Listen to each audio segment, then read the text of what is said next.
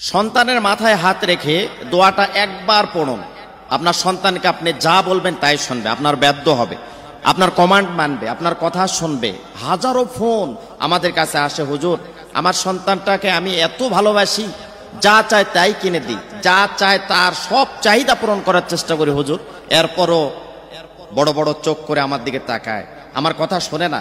আমার বাধ্য নয়, মা বাবা উভয়ে কিন্তু একটা সন্তানের জন্য যথেষ্ট বিরক্তি এবং কোনো কথাই শোনে না, শুধু দুষ্টু ছেলেদের সাথে ঘোরাফেরা করে, মা বাবার কথা শোনে না, পড়ায় মনোযোগ নেই, ভালো রেজাল্ট হচ্ছে না, বিভিন্ন নেশার সাথে জড়িত।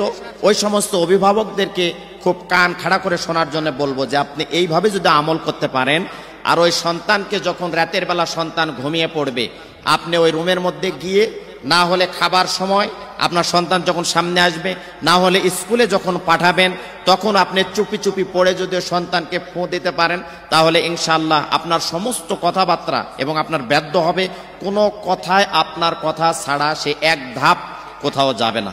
আপনি যা বলবেন, যদি বলেন সারাদিন এখানে দাঁড়ায় থাকো, দাঁড়ায় থাকবে।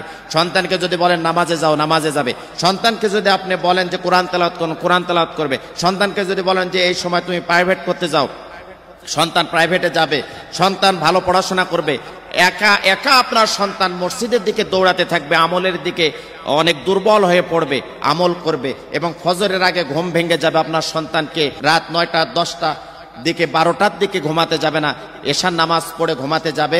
প্রত্যেকটা কথা আপনার শুনবে এবং বদ কিছু অভ্যাস আছে, গভীর রাত করে ঘুমানো এবং সে 12টা 1টা বা 10টা 11টা 12টা পর্যন্ত দিনের ঘুমানো, এই যে বদ যতগুলো তার অভ্যাস আছে, সব অভ্যাস থেকে সে ফিরে আসবে ইনশাআল্লাহ।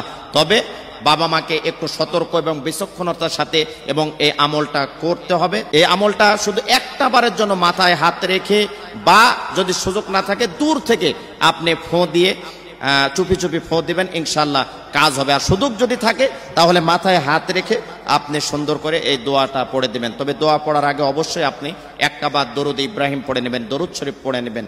দরুদ শরীফ পড়ার পরে আপনি এই দোয়াটা পড়বেন যে সুবহানাল্লাহ, আলহামদুলিল্লাহ, লা ইলাহা ইল্লাল্লাহু, আল্লাহু আকবার। এটা মাথায় হাত দিয়ে যদি পড়ার সুযোগ থাকে পড়বেন, আর না হলে সুযোগ না থাকলে দেখছেন যে আপনার সন্তান খুব চালাক, অতিরিক্ত ব্রেন বুদ্ধি রাখে, খুব টাউট, আপনি মাথায় হাত রেখে দোয়া করলে মনে করতে পারে যে আমার মা আমাকে কি দোয়া করতেছে বা কি করতেছে। যদি আপনি হেকমতওয়ালা হন তাহলে অবশ্যই আপনি বলে দেবেন যে বাবা তুমি বাইরে যাচ্ছ, একটু দোয়া করে দিই। কিন্তু এই দোয়াটা আপনি পড়ে দিবেন, ইনশাআল্লাহ কাঙ্ক্ষিত ফলাফল আপনি পাবেন। কোনো জেদ থাকবে না, কোনো কান্নাকাটি থাকবে না, কোনো রকমের আপনার বিরক্ত করবে না, অহেতুক বিষয়ে আপনাকে ডিস্টার্ব করবে না। মেধাবী হবে, বুদ্ধিমান হবে, আমল এলমিয়াতের ভিতরে থাকবে, ব্রেনিয়ান্ট হবে, বিচক্ষণ হবে। আপনি ইঞ্জিনিয়ার বানাতে চান, ডাক্তার বানাতে চান, আপনি হাফেজ, মুফতি, কারি, মুহাদ্দিস, আলেম বানাতে চান, আপনার সমস্ত নিয়াত আল্লাহ পাক কবুল আর মঞ্জুর করে নেবে। আপনি মাথায় হাত রেখে, না হলে দূর থেকে সর্বপ্রথমে দরুদ শরীফ পড়ে নেবেন, এরপরে বলবেন সুবহানাল্লাহ, আলহামদুলিল্লাহ, লা ইলাহা ইল্লাল্লাহু, আল্লাহু আকবার। এই দোয়াটা আপনি পড়বেন, শেষে আর একটা বার দরুদ শরীফ পড়বেন। আগে একবার দরুদ শরীফ, পরে একবার দরুদ শরীফ, আর কাঙ্ক্ষিত দোয়াটা আপনি পড়বেন সুবহানাল্লাহ, আলহামদুলিল্লাহ, লা ইলাহা ইল্লাল্লাহু, আল্লাহু আকবার। এই দোয়াটা আপনি আমল করতে থাকবেন, দেখবেন যে ইনশাআল্লাহ এটা 1 সপ্তাহের মতো আপনার সন্তানকে আমলের ভেতরে রাখেন, আপনার সন্তানটা নেককার হবে, পরেজগার হবে, আপনার মতো করে আপনি চালাইতে পারবেন, মানুষের মতো মানুষ হবে, দুষ্ট হবে না।